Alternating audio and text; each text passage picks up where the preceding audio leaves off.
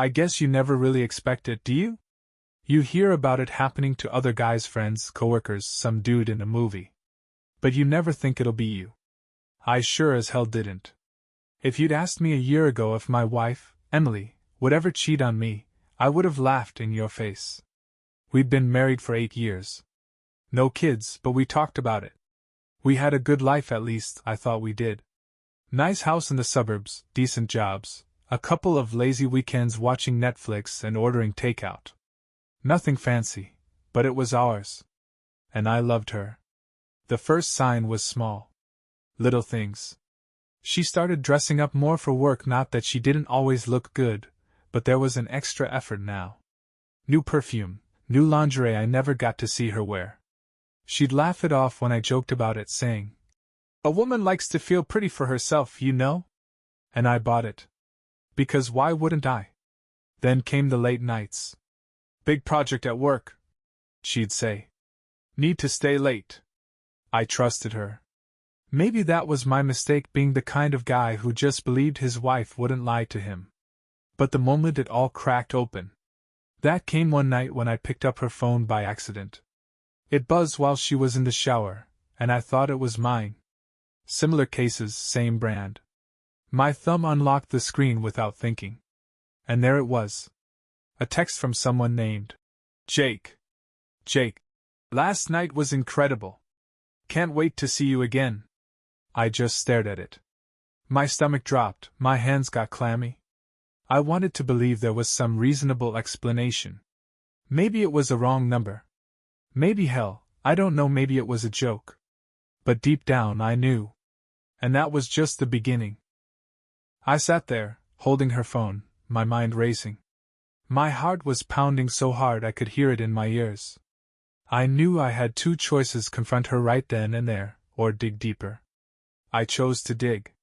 Now, I'm not a paranoid guy. I've never been the type to snoop through my wife's stuff. But that night, I became a goddamn detective. I opened her messages with Jake, scrolling up, looking for proof. And I found it. The texts went back weeks, maybe months. Flirty at first. Inside jokes. Then, things got more explicit. Talk about stolen moments, how much they missed each other, details about nights that I hadn't even realized she was lying about. My stomach turned when I read one that said, "I wish I was waking up next to you instead of him." Him. As in me. That one hit like a brick to the chest. I felt sick. Like physically sick. I had to sit down. The shower was still running, and I could hear her humming. Completely unaware that I was sitting there, reading about how she had fallen into someone else's arms, maybe someone else's bed. I don't know how long I sat there, staring at the screen. It felt like forever.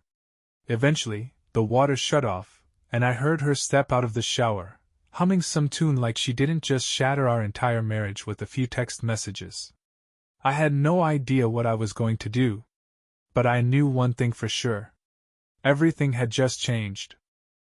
I sat there in the dim light of our bedroom, my fingers gripping her phone like it was some kind of bomb. And in a way, it was. One message had been enough to gut me, but seeing them all laid out like that. It was like watching my marriage die in real time. The worst part? It wasn't just the sex.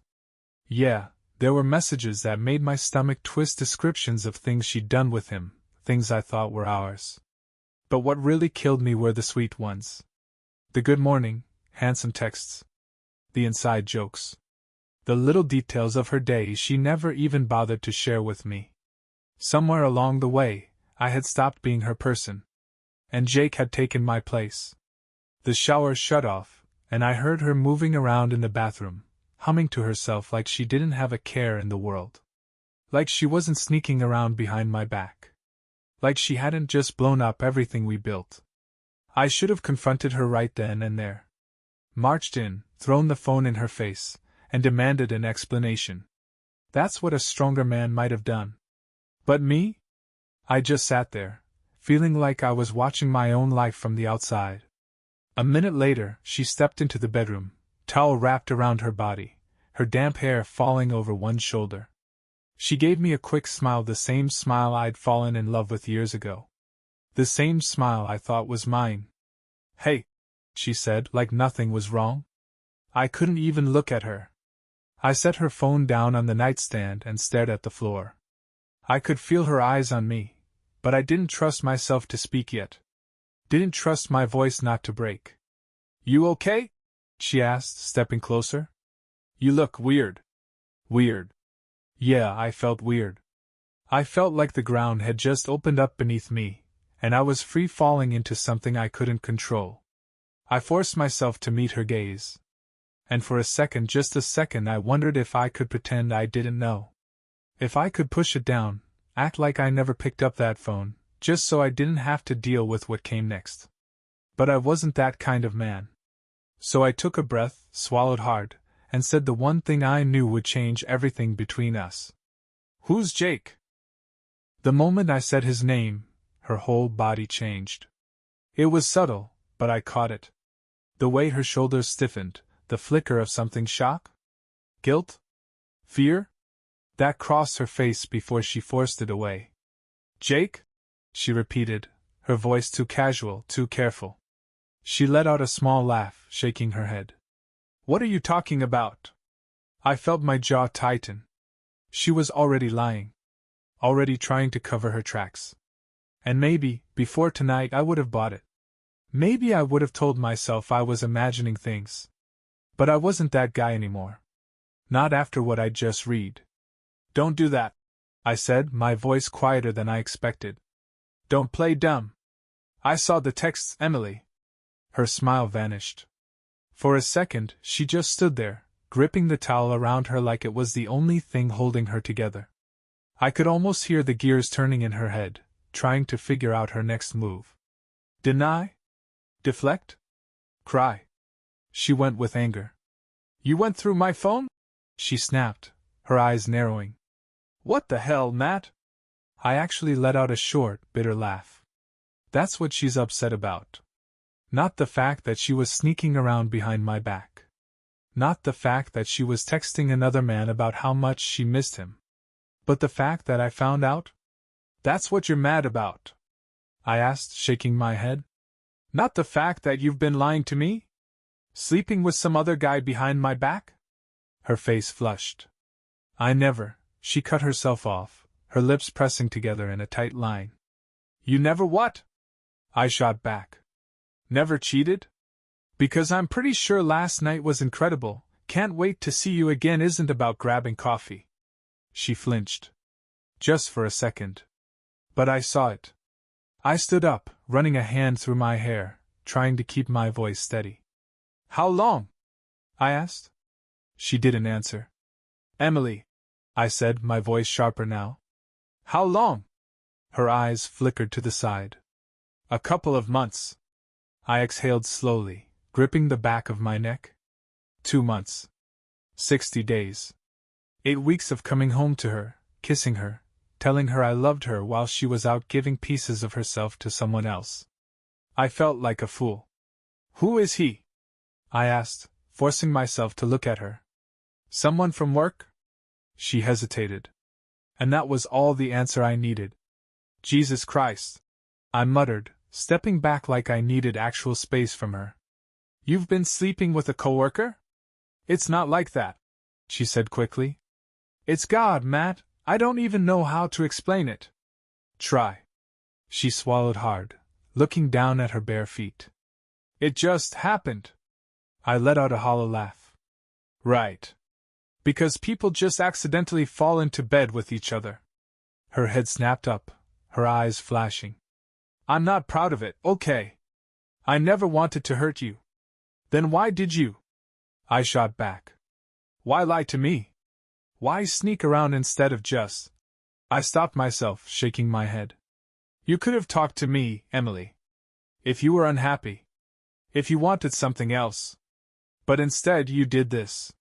She had the nerve to look hurt. Like she was the victim here. "I didn't plan for this to happen," she said, her voice softer now. "I didn't mean to fall for him." My stomach twisted. Fall for him. Not just a fling. Not just a stupid mistake. She had feelings for this guy. And that? That was the moment I knew there was no coming back from this. I stood there, staring at her, my ears ringing. My wife had just admitted she had feelings for another man. Not some meaningless fling, not some one-time mistake she regretted, but something deeper. Something real. I wanted to yell. I wanted to break something. But all I could do was stand there, my hands clenched into fists, trying to process what she just said. You fell for him, I repeated, my voice hollow. She didn't respond. Didn't even try to take it back. She just stood there, arms wrapped around herself like she was cold, like she was the one who had just had her whole world ripped out from under her. I shook my head, letting out a bitter laugh. Wow. Okay. Matt. Who is he? I cut her off. I want a name. She hesitated, biting her lip. Who is he? I asked again, my voice sharper this time. She sighed, looking down. Jake Pearson. I blinked. Pearson? As in your boss? She winced. I let out another humorless laugh.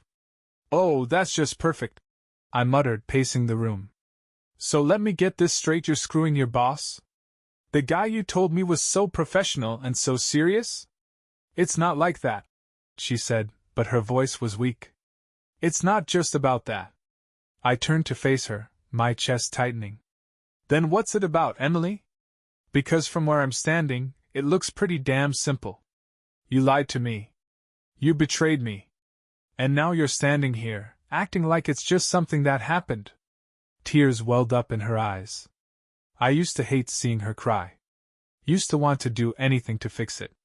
But now I just felt numb. I never wanted to hurt you, she whispered. Yeah? I let out a sharp breath.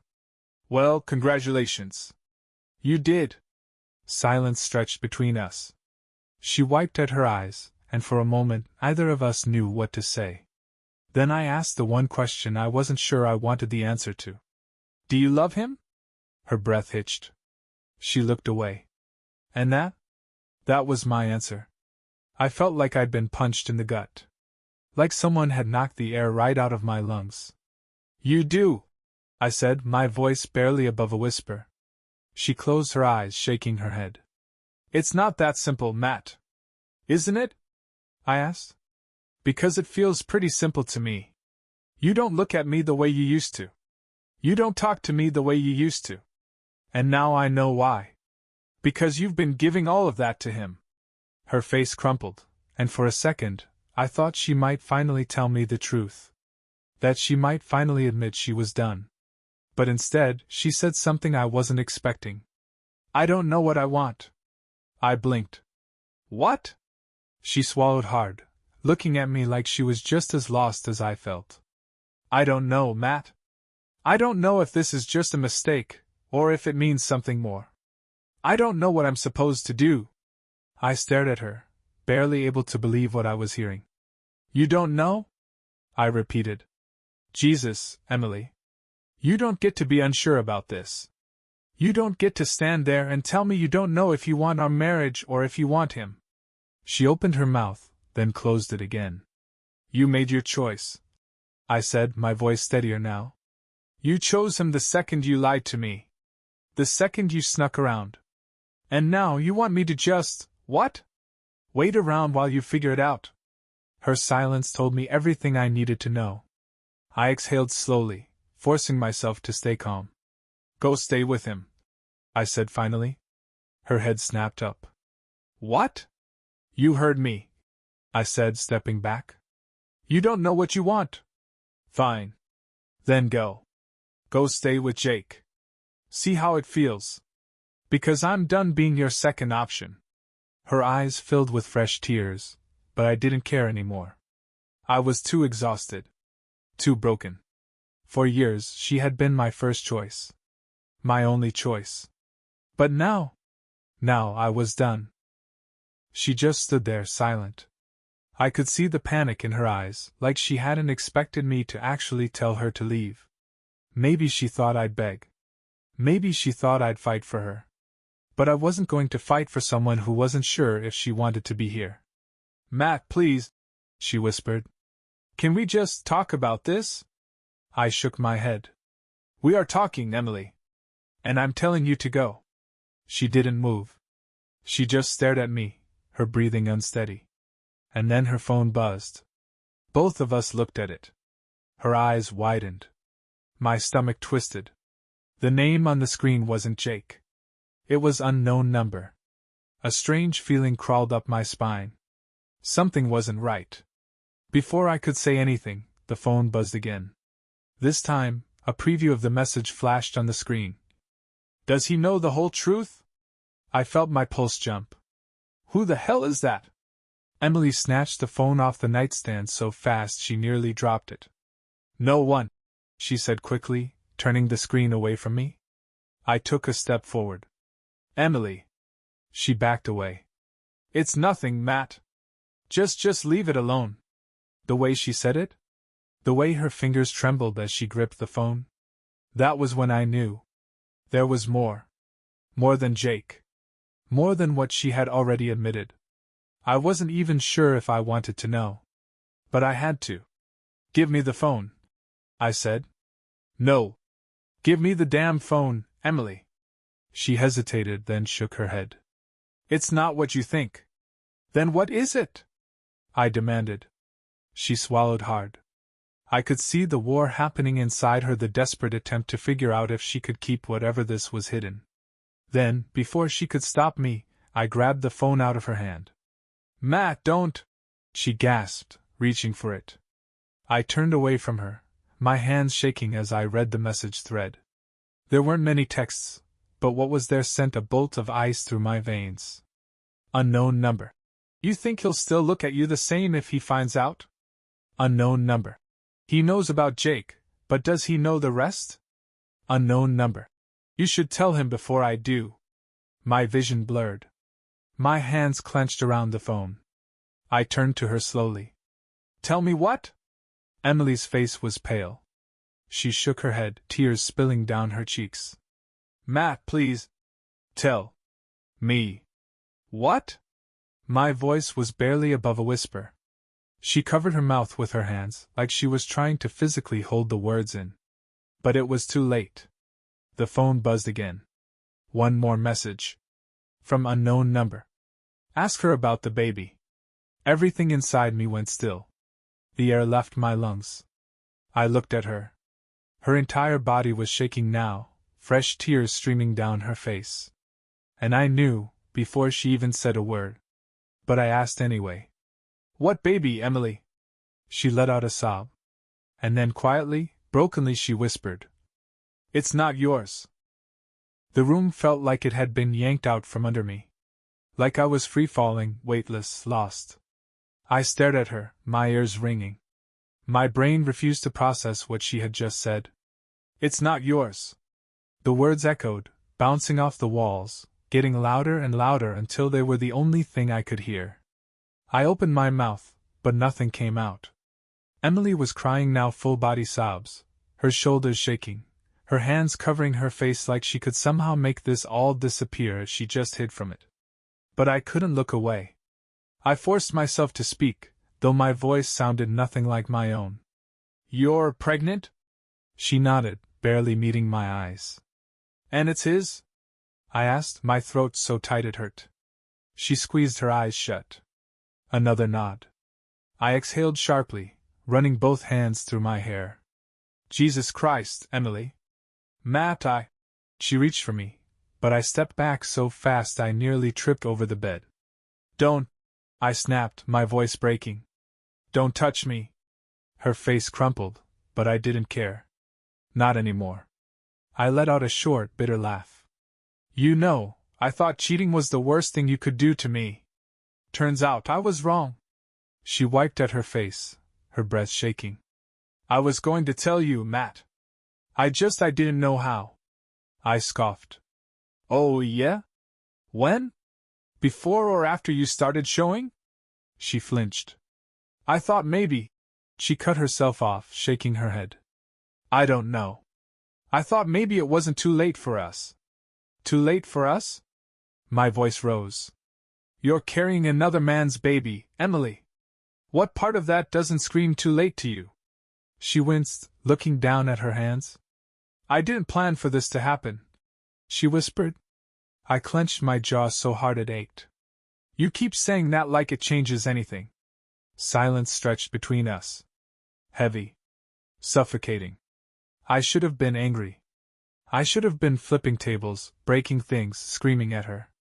But all I felt was empty. Like I was standing in the ruins of my life, looking around, realizing there was nothing left to save. I swallowed hard, forcing myself to take a deep breath. So what now? I asked, my voice dull. She wiped at her eyes again. I don't know. I let out a hollow laugh. Of course you don't. I stared at her for a long moment. And then, without another word, I turned, grabbed my keys off the dresser, and walked out the door. I didn't know where I was going. I just knew I couldn't stay here. Not anymore. I don't remember much about that night after I walked out the door. I remember getting in my car, gripping the steering wheel so hard my knuckles turned white. I remember pulling out of the driveway, my vision blurring, my chest so tight I thought I might pass out. And I remember driving no destination, no plan, just miles of road stretching in front of me while my mind replayed the same words over and over again. It's not yours. At some point, I ended up in a parking lot. A grocery store, I think.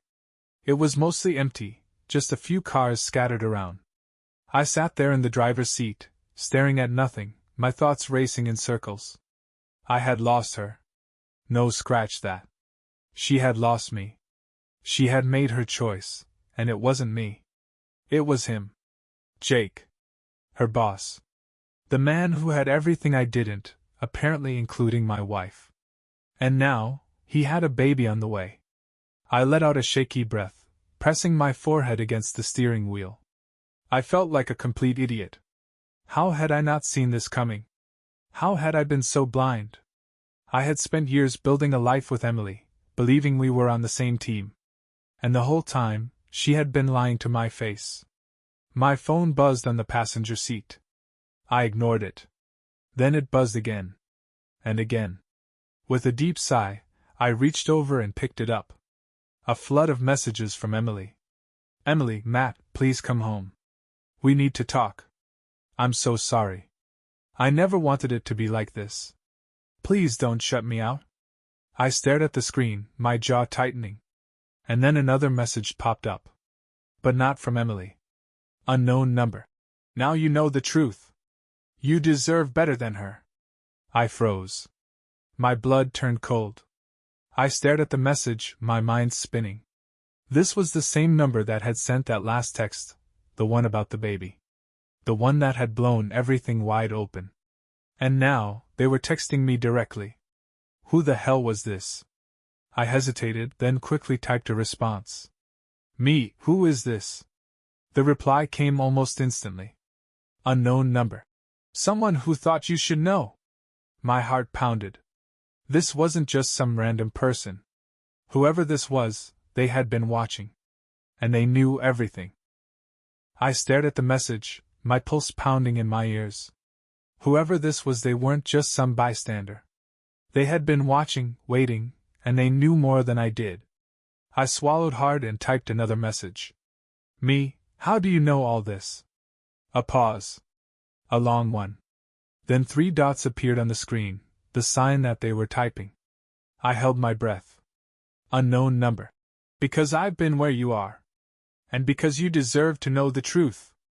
A chill ran down my spine. This wasn't just some good Samaritan. This was personal. I tightened my grip on the phone, glancing around the parking lot like I expected to see someone watching me from the shadows. But there was no one. Just the empty lot, the glow of the streetlights, and the quiet hum of the world moving on while my own life lay in ruins. I took a shaky breath and typed. Me, what truth? This time, the response came fast. Unknown number. Jake isn't the only one. My breath hitched. I read the words again, my heart slamming against my ribs. Jake isn't the only one. I blinked, my mind struggling to catch up. No. No, that couldn't be right. She had already admitted to Jake. She had already confessed that she had feelings for him, that she was carrying his child. That was the whole betrayal. That was the whole story. Wasn't it? My fingers shook as I typed. Me, what are you saying? Another pause. Then, unknown number. She's been lying to you for longer than you think. Jake was just the one who got caught. The world tilted. This wasn't real. This couldn't be real. I suddenly felt like I couldn't breathe. Like my chest was closing in. How long? How many? I squeezed my eyes shut, my thoughts racing. I needed proof. I needed to know this wasn't just someone messing with me, kicking me while I was down. Me, how do I know you're telling the truth? This time, it took a full minute before they responded. And when the message finally came through, my stomach dropped. It wasn't just words. It was a photo. A photo of Emily. Lying in bed. In a hotel room I'd never seen before. With a man who wasn't Jake. My entire body went cold. My fingers clenched around the phone, my vision blurring. I zoomed in, my stomach twisting. Emily was asleep, tangled in sheets that weren't ours, her bare shoulder peeking out. The man beside her was turned away, his face hidden. But it didn't matter. I didn't need to see his face to know. This wasn't old. This wasn't something from years ago. This was recent. And it wasn't just Jake. It was someone else. My wife hadn't just had an affair. She had been living a whole other life. I stared at the photo, my breath coming in short, uneven gasps. My hands were shaking so badly I nearly dropped my phone. This wasn't just about Jake anymore. This was bigger. Worse. Emily hadn't made a mistake.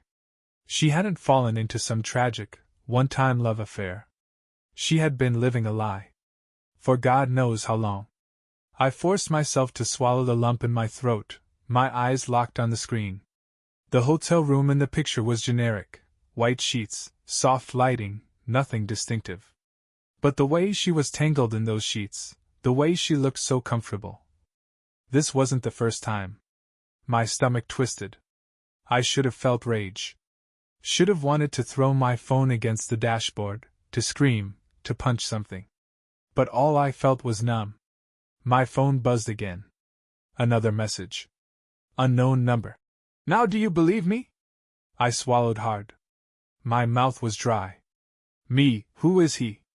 A pause. Then. Unknown number. Meet me and I'll tell you everything. A chill crawled up my spine. This wasn't just someone giving me a tip from the sidelines. This was personal. This was someone who wanted me to know the truth, someone who had been waiting for the right moment to tell me. I hesitated. My gut told me to ignore it, to go home, to let this be the end of it. But how could I? I had already lost everything, my wife, my trust, the life I thought I had. The least I could do was find out just how deep the betrayal went. Me where? The response came immediately. Unknown number. There's a diner off Route 22. Madison's. Meet me there in 30 minutes. I knew that place. Small, quiet, open late. A good place for a conversation no one else was supposed to hear. I gripped the steering wheel, my thoughts racing. Every part of me screamed that this was crazy. That I shouldn't go. That I should turn the car around, go home, and figure out how to pick up the shattered pieces of my life. But I needed to know. So I threw the car into drive. And I went to meet the stranger who knew everything. The drive to Madison's diner felt like a dream, one of those slow, foggy ones where nothing makes sense, but you keep moving forward anyway. My hands gripped the steering wheel so tightly that my knuckles turned white, my mind replaying everything over and over again. Emily. Jake. The baby. And now this. A second man. Another lie. Another betrayal. The roads were mostly empty this late at night, just a few headlights passing in the opposite direction. My phone sat on the passenger seat, face up, the screen dark. No more messages from the unknown number. Just that final instruction, meet me at Madison's. I pulled into the parking lot a few minutes before the half-hour mark. The diner was the kind of place that had probably looked the same for the last 50 years. Red booths, neon signs, the smell of coffee and grease drifting through the air. There weren't many people inside. A waitress wiping down a counter. A trucker nursing a cup of coffee. And in the back booth, sitting alone, was a man I had never seen before. Or at least, I thought I hadn't. Dark hair, tired eyes, a tense posture like he wasn't sure if I was going to sit down or throw a punch. He looked up when I stepped inside, locking eyes with me, and I knew instantly. This was him. This was the man who had blown up my life. I walked over slowly, my heart hammering against my ribs. "You're the one who texted me," I said, sliding into the booth across from him. It wasn't a question. He nodded. "Yeah." I studied him. He wasn't what I expected. He wasn't some smug asshole or some home-wrecking pleba. He looked tired, worn down, like a man who had been carrying a weight too heavy for too long. "You know my wife," I said, my voice flat. His lips pressed together. "Yeah," he said again. "I do." I exhaled slowly, shaking my head. "So who the hell are you?" He hesitated, then leaned forward, lowering his voice. "My name's Daniel," he said. "And I was engaged to Emily." The words hit me like a punch to the gut. I blinked. "What?" He ran a hand through his hair, letting out a humorless laugh. "I know how it sounds. But it's true. We were engaged years ago. She left me. No warning, no explanation. Just packed up and disappeared. I spent months trying to figure out what happened to her. Then, a few weeks ago, I saw her name on a company email. And I found out she was married." I felt my pulse in my throat. My stomach twisted. "You're lying," I said. But even as I said it, I knew he wasn't. Daniel shook his head. "No, I'm not." He pulled out his phone, scrolled for a second, then turned the screen toward me. A photo. Emily. Younger, but still unmistakably her. Wearing a ring I had never seen before. Standing next to Daniel, smiling like she had a whole future ahead of her. I felt like I was going to be sick. "You're telling me," I said slowly, "that my wife was engaged to you before she married me, and she never told me?" "She didn't just not tell you," Daniel said bitterly. "She ghosted me. Vanished. One day we were picking out wedding venues, and the next, she was gone. And now, years later, I find out she's been doing the same thing to you." I clenched my jaw. "She didn't ghost me. She married me." Daniel exhaled, leaning back against the booth. "Yeah? And look how that turned out."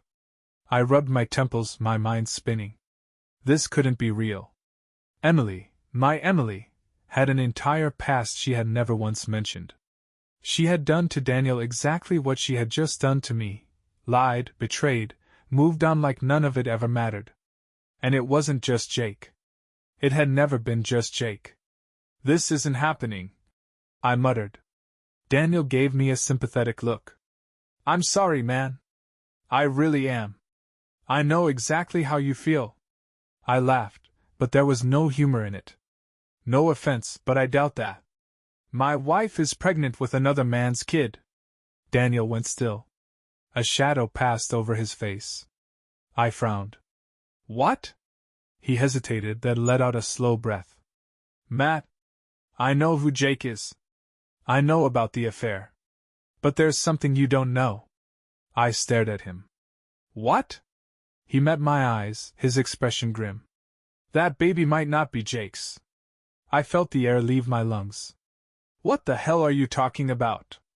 I asked, my voice barely above a whisper. Daniel swallowed hard. "Because I know for a fact that Emily was seeing someone else. At the same time she was with Jake." My fingers curled into fists. "Who?" Daniel hesitated, then looked away. "Me."